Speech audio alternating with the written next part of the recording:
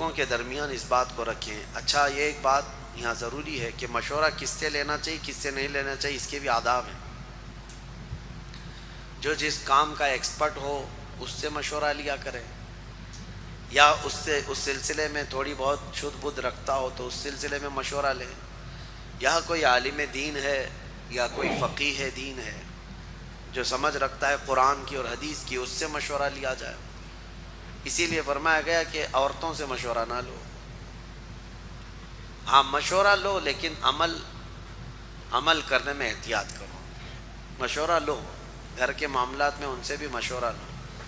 ہوتا یہی ہے کہ آپ ان کے مشورے کے اعتبار سے تو چلتے ہی ہیں، پتہ ہے سب لوگوں کو، لیکن بزرگوں نے فرمایا ہے کہ مشورہ جس سے لیا جانا چاہیے وہ بھی ایک کیٹیگری ہے. ہاں گھر کے کاموں میں آپ مشورہ لیتے رہیں، دیوار ہے اس کو پیلا رنگ لگاؤں کہ لال رنگ لگاؤں، عورت نے کہا پیلا تو آپ کالا لگا دو. تو مشورہ تو لیتے رہو اور عمل بھی کرتے رہو. لیکن جو اہل خیر حضرات ہیں ان سے مشورہ لینے میں اللہ تعالیٰ کی طرف سے برکت کا نزول ہے. 10 لوگ آپ بیٹھے ہیں، آپ کو اچھی طرح سے معلوم ہے کہ کیا کرنا ہے، اس کے باوجود 10 کے درمیان آپ نے ایک معاملہ رکھا کہ میں یہ کرنا چاہتا ہوں یا ہم یہ کرنا چاہتے ہیں. بسا اوقات ایسا ہوتا ہے کہ آپ کے ذہن میں کوئی ایسی بات نہیں ہوتی جو اس کو نقصان پہنچانے والی ہے اس کام کو، لیکن اللہ تعالیٰ مشورے کی برکت سے مجلس میں کسی ایک کے ذہن میں وہ علم پیدا فرماتا ہے. کسی ایک کے ذہن میں اللہ تعالیٰ کی طرف سے وہ علم آتا ہے، اور جب اس کا مشورہ ہوتا ہے تو اس پر عمل کرنے میں اللہ تعالیٰ کی طرف سے ہدایت بھی ہوتی. اس چیز کی تعریف قرآن پاک میں ہے. مشورہ شورا، صحابہ کرام رضوان اللہ تعالیٰ علیہ مجمعین کے شورا تو بہت مشہور ہیں. اس سے پہلے ایسا نظام نہیں تھا، بادشاہوں کا سسٹم تھا، بادشاہ کی مرضی میں جو آیا وہ کرتا. آج بھی دیکھیں جہاں بادشاہت ہے، ہمارے ہاں شورا ہے، یعنی اب جیسے انڈیا ہے پارلیمانی نظام جس کو کہتے ہیں.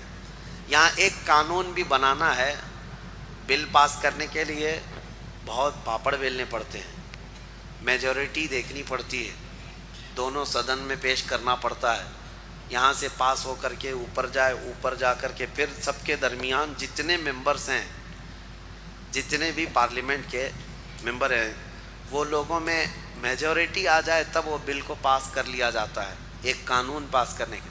لیکن سعودی میں رات کو قانون بنتا ہے، صبح نافذ ہوتا ہے، پھر اگر اچھا نہیں لگا تو پھر مغرب تک اس کو کینسل کر دیتے ہیں. کیوں؟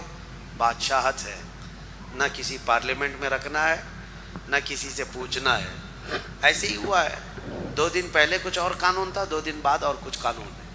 وہاں ڈیلی قانون آتے رہتے ہیں، ڈیلی آتے رہتے ہیں، اور صرف لوگوں کو ویب سائٹ دیکھتے رہنا پڑتا ہے کہ ابھی آج کا کون سا قانون ہے. تو یہ بادشاہت کا جو نظام ہے وہاں شورا نہیں ہے. یا شورا ہے تو کچھ ایسے لوگ ان کے اطراف ہوتے ہیں جو اپنی مرضی اور اپنی طبیعت کے حساب سے اس کے دماغ پر چھائے ہوئے ہوتے ہیں.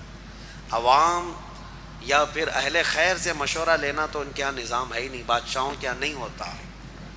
لیکن صحابہ اکرام رضوان اللہ تعالیٰ علیہ مجمعین کے ہاں ہمیشہ سے رہا ہے.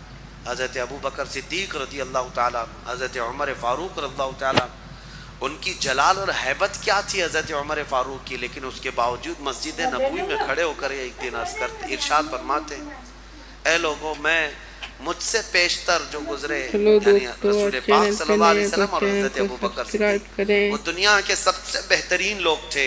لیکن اب میں اس تخت پر ہوں، اگر میں اپنی مرضی کے مطابق کوئی قانون لاؤں اور وہ خیر کے لیے ہو یا شر کے لیے ہو، جس طرح اپنی مرضی کے مطابق میں کوئی قانون لاؤں تو تم لوگ کیا کرو گے؟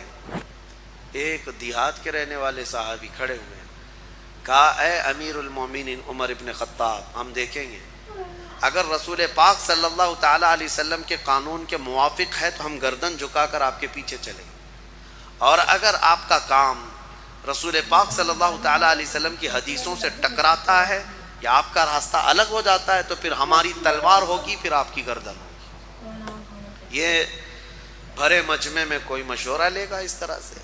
آپ کیا کریں گے، آپ کیا کریں گے؟ حضرت عمر فاروق رضی اللہ تعالیٰ عنہ نے یہ نہیں فرمایا کہ کیا گستاخی کر رہا ہے، بلکہ فرمایا جب تک اس امت میں ایسے لوگ ہوں گے امت کا نظام صحیح سلامت رہے گا، کوئی درہم برہم نہیں ہوگا، شخصیت پرستی بھی نہیں ہونی چاہیے، اپنے آپ کو بھی رکھو تنقید کے نشانے پر کہ لوگ تمہیں